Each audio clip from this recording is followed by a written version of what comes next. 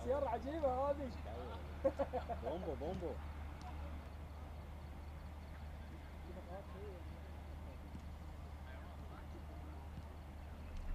مباراتنا مع السنغال مباراة قوية بين الفريقين، وأهم شيء النتيجة تكون صحيحة. احنا شفنا طبعا المباراة الأولى